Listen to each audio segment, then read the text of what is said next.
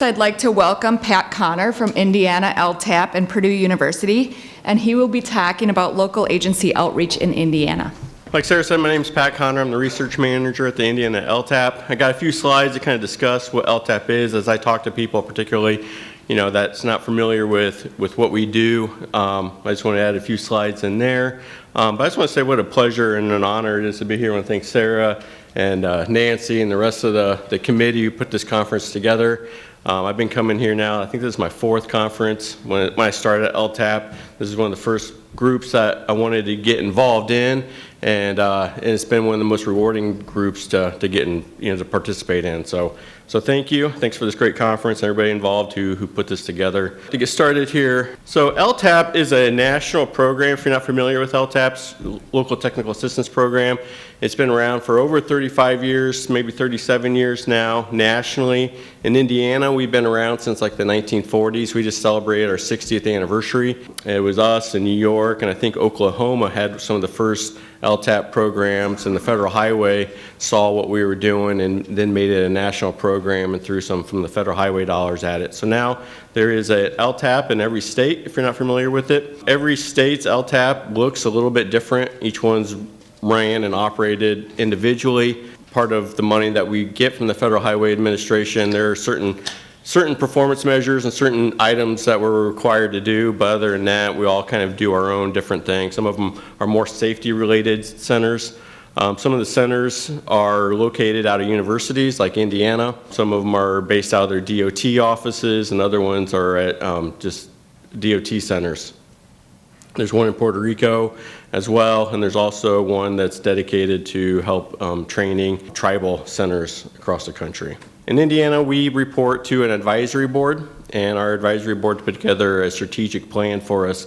And so I just wanted to read I won't go through all these slides, I won't spend this much time on all these slides, but the vision statement says the Indiana Local Technical Assistance Program is the primary resource for training, technical assistance, technology transfer for local government agencies, industry officials with transportation-related responsibilities. And the LTAP is known as an innovative, proactive, and productive partner. Just a quick note there on, when I started at LTAP, like I said, Indiana LTAP's out of Purdue University, and so we rely on a lot of the faculty for our training.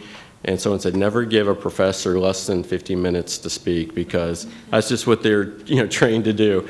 So hopefully that hasn't worn off. I'm not a faculty, but hopefully that hasn't worn off onto me too much here. So let me just go through these. We have a mission statement. It says pretty much the same thing, but really what it does is just kind of define the heart of where we're at and what we're doing. In our strategic plan, it lays out some performance measures, safety, asset management, workforce development, organizational excellence, research, IT, and communications. When I started at LTAP, I was a bridge engineer before. I spent 12 years doing bridge inspection, bridge design. That was part of my passion. When I came to LTAP, I wanted to help in our local bridge management program. But I had no idea what LTAP did besides put on the county bridge conference. Long story short, I was traveling an hour down to Indianapolis working for a consultant, living at Purdue, in Lafayette, but traveling, commuting back and forth. And after about 5 years, my desire was to live to work and not work to live. So I wanted to find a job closer to home, and this job at Purdue opened up, so I just applied for it without knowing they required a civil engineering. It was at Purdue, had good benefits,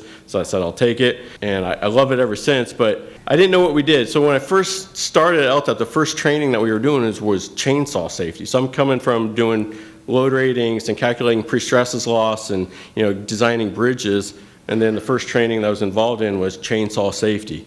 And so I was like, so it took a while to kind of get adjusted and understand how LTAP fits into our local transportation network, but a lot of workforce development. So we're out of Purdue University of West Lafayette, Indiana, and we target local agencies. To transition to the crux of this presentation, some of the challenges that we have in Indiana is that there's 94 bridge owners, which is better than Michigan. I spent 7 years in the consulting world in Michigan before I moved to Indiana. And in Michigan, I think the Kent County engineer will be up here later, he can attest to this, but if you have a bridge on your roadway network, you own it and you have to maintain it. So I used to do bridge inspections for a lot of villages in Michigan that had one bridge in their network. Fortunately in Indiana, they've consolidated, so all the local transportation roadways, whether it's a city, town, or county, the county maintains that bridge.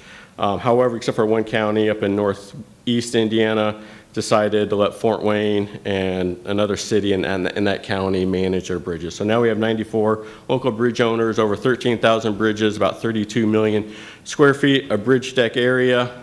Looking at the ages of the bridge, I was putting this presentation together and looking at the data, the statewide data for the local bridges. There was over 800 bridges over 99 years old. So I thought that was fairly significant. However, the average age was about 43.6 years, so not too bad there. Overall, I think we're doing pretty well. The reason why I put this slide on here, this is, if you can see the number of bridges by age. I just thought this was interesting. Going back about 20 years ago, we were replacing over 200 bridges on average a year. Something happened about 20 years ago where there was a steady decline in the number of bridges that we were replacing, and over the last about 10 years, we've been averaging about 100 years on a local network that we have been replacing. You know, I'd like to say back about 22 years ago, we started the County Bridge Conference and started training and started training that the worst first mentality is not the right mentality, and they should start a preservation program. So you see that gradual decline, but it's probably more influenced by funding and our gas tax. Having 30 years of a constant gas tax, you start to lose some of the buying power. In terms of condition of our local network, here's our good, fair, poor. 41% good, 53% fair, and only 6% poor, which you see that from the structurally deficient bridges, the worst first mentality replacing all of our structurally deficient bridges, going down from 20% to about 8% now on a square foot area. About 6% of that network is in poor condition. But what bothers me and the challenge I think that we have coming up is that when we break that down in the MBI scale, if you see here, about 21% of these bridges are a 5, so that's about 21% in area, about ready to go down into poor, and about 34% going down into fair. So in terms of preservation and asset management, wanting to keep our good bridges in good condition and our fair bridges in fair condition, you know, I think we're almost at this cliff of where we're going to start seeing a lot of these bridges deteriorate down into the lower categories there. So some of the challenges, we have 94, essentially the 94 different bridge departments. So obviously, as in any organization, communication can be a problem, trying to communicate to, you know, Switzerland County, Ohio County, some of these counties in the corner, very rural, very low population counties with very limited funding. So trying to not just get the message across to one organization, but across 94 different organizations. The training, employee turnover, over half of the counties don't have an engineer on staff or contract out a county engineer position. So they're, like when I was consulting, I was working with one rural county and they hired, you know, the school's maintenance supervisor to come in. He was the county supervisor, and so trying to learn all the different regulations and terminology and transportation, and he left after a year just because it was too overwhelming of a task. So you get some of that going on in the local agencies. And so in terms of some of the challenges in terms of bridge preservation, just having good examples of bid documents. I used to be a consultant, talking to some of the consultants in Indiana, there's just no money for the consulting in bridge preservation. You know, they're focused on the bridge replacements and the major bridge rehabilitation projects, where there's more fees associated with that. So there's just there's not a motivation. If the in-house staff doesn't have the motivation to take on a program, they rely a lot, especially in the local agencies in Indiana. The counties really rely on the consulting world for their bridge inspection program and to determine what projects to replace and to do hydro overlay and some of the major rehabilitation projects. But in terms of setting up bridge beam end painting or deck sealing or thin overlays, don't have that professional voice behind them telling them how to do that. So I think that can be a challenge. And then developing, some part of the asset management training that we do is teaching asset management, what you have, what condition it is, have some goals, and do a network level analysis, and that will help build your preservation program. So doing some of the network level analysis and those optimization tools can be fairly costly software, so that can be, it's not readily available to all 94 different bridge departments. So some of the obstacles. How many people in here are an engineer? How many people in here, bridges is their primary job responsibility? County engineer, some of the things that they're dealing with is the pavements, doing all their pavement management, developing what capital programs and pavement preservation and mill and resurfaces and chip and seal programs.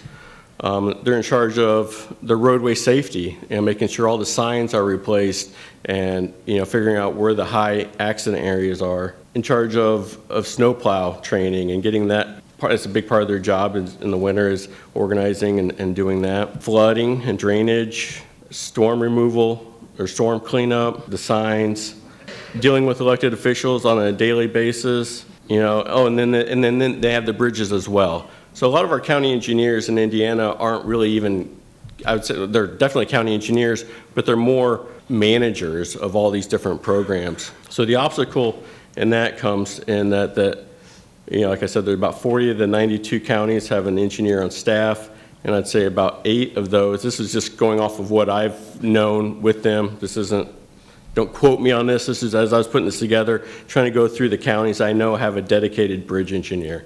So about 8 out of the 92 counties have a dedicated bridge engineer.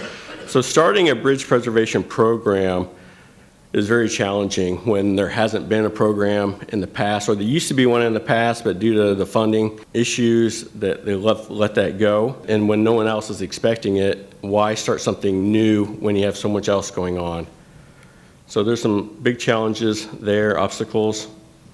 So some of the successes that we've had in Indiana, I would say, been in the training, research, and implementation, working with partners, having flexible funding for preservation, and just developing an asset management culture. So to dive into a little bit more detail there, so some of the training that we do specifically for bridges and bridge preservation is we have a Road Scholar program, and it's a 12-course program that we cycle through about every 2 years. And so a county supervisor, it's really kind of geared to like the non-engineer county supervisor position, kind of walk through the 12 basic steps of what it takes to run a highway department, and then get a certificate at the end of that program. Our state legislators, there's been bills the last couple of years and going to be again this year in our state house that if they have this Road Scholar award that the county is eligible for and some financial incentives to have. So basically a training incentive to keep their county staff that goes through our program. So we do a dedicated class on asset management. We have a class it's called Bridge Basics. And usually at that class, we talk about bridge replacement and bridge inspection, but we also dedicate a portion of that to bridge preservation. I know Ed's been to that class and helped teach that portion of our class, and Jeremy Hunter and other people in Indiana have helped out a lot with that class as well. We have an annual county bridge conference. It's actually coming up in 2 weeks. It was actually scheduled for this week, but before I got everything put out for it, I saw that this conference was going on, so I moved it 2 weeks out so I could be here. And so that's coming up in 2 weeks. And then we have the County Bridge Conference is a conference that we've been doing for about at least 25 years now. Usually in the past, we've had multiple tracks, bridge design track, a bridge inspection track, and a bridge maintenance or preservation track. So we really try to do a lot of that maintenance, and it's a good opportunity where we get most of the county bridge owners in the location all together and talk about some of these things like maintenance and preservation. We've done some local hands-on training. I have a few more slides on that coming up. We have a Purdue Road School. It's grown to about a 3,000 person event. This is for our transportation system total, including our aviation and our railways, but a lot of DOT consultants and local agencies and elected officials attend this conference in March. And we have multiple tracks, but some of the tracks in there are for bridge related. We developed an app. We call it the LTAP Direct app, but it's basically a YouTube app where we are able to control the content going on it. It's like little 5-minute micro learning videos to upload, so we can control the content. We're on like YouTube where you don't know exactly does this guy know what he's talking about or not, so we were able to filter out and have some expert related material on there. We've tried some online classes, done some in terms of the training research. Part of this, we have being at Purdue University, we've got a lot of close ties with the faculty at Purdue and with NDOT. So and we have our own research program, but we work a lot with NDOT and their research program and the faculty at Purdue. So we're able to keep up to breast on the latest materials and technology there and then disseminate it out in these different formats. So here's a quick video I'll show of our County Bridge Conference. It's a promotional video that we created last year.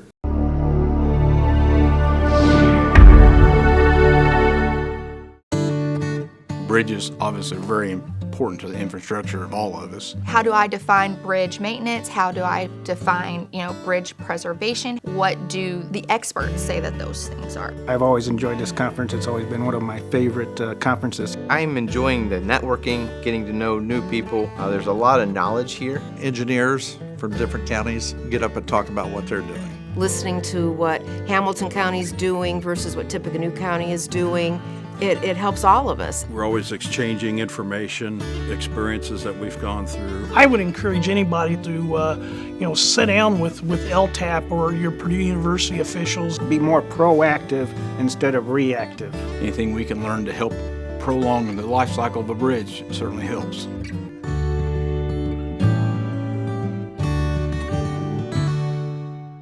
So part of the implementation and training that we did a few years ago, I set aside some funding to try to really push out the preservation program for bridges across Indiana. I found 3 champions across the state that looked like they were interested, that told me and vocally after attending our county bridge conference and wanting some more information. So we had some money set aside to where I had a county engineer from Lake County up in the north west corner, Boone County in the center of the state, and Harrison County in the southern part of the state.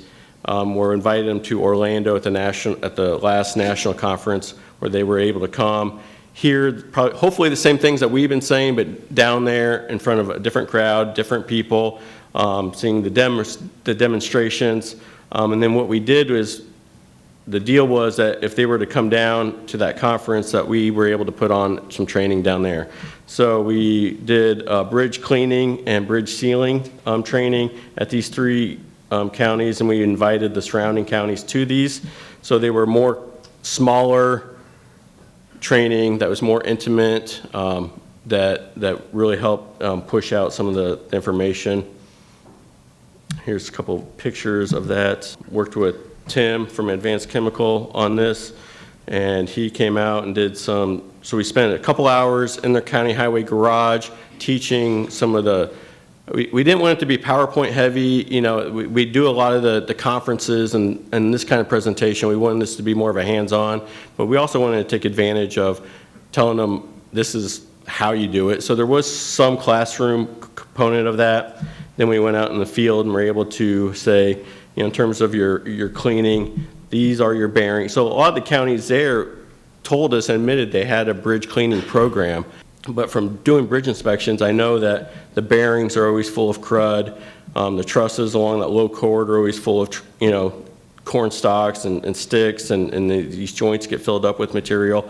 So we're able to go out there and show them, this is the areas that you need to clean. It's not just washing the bridge deck off, it's also washing the beam ends off as they collect with material. It just creates an environment for deterioration and rust. And then we were able to do some deck sealing, show them not complicated, but I think they kind of needed to see that all you needed was the material, a pump, and a compressor, and you can start preserving your bridge decks. In terms of collaboration, we work closely with the local NACE chapter, NDOT.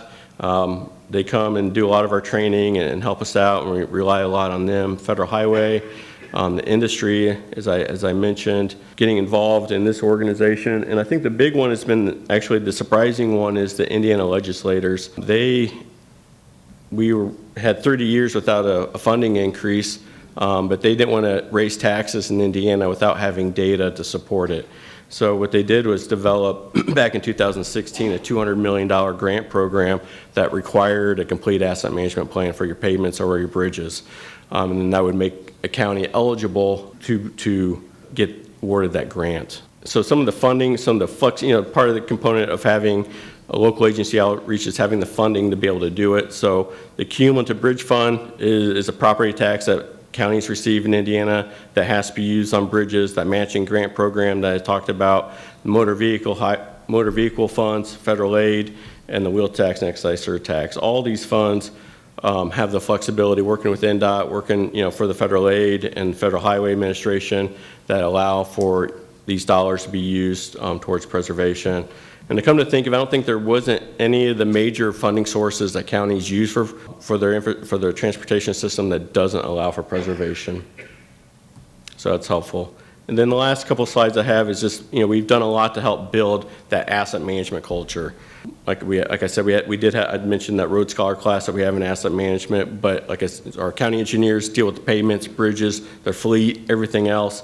So we've done a lot of pavement management workshops. We've developed some tools for them in terms of network level pavement management tools. Really like to highlight the champions in the different counties that are doing some cool, innovative asset management, online course, fleet management workshops. There's that. Some of the lessons learned, that this isn't just changing a program. We're trying to change a culture. It's not getting a new administrative staff in there and pushing down preservation. We're dealing with 94 different owners and trying to, from the ground up, it feels like trying to change the culture. There's no single silver bullet. I talked a lot of, we put online training. It seems like, what I hear a lot from others is more online training. And from our experience, and we're talking with other LTAPs, it's hard to get local agencies to log on, create an online account, and to go through online training. And it's very expensive.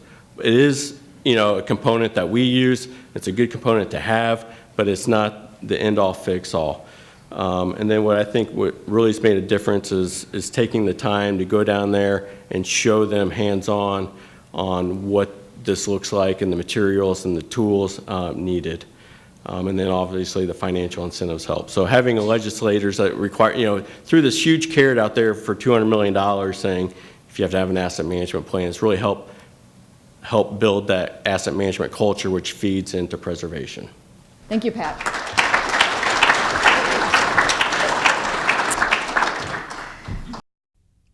The preceding was produced by the National Center for Pavement Preservation. More information can be found on the web at pavementpreservation.org. Additional support provided by Michigan State University.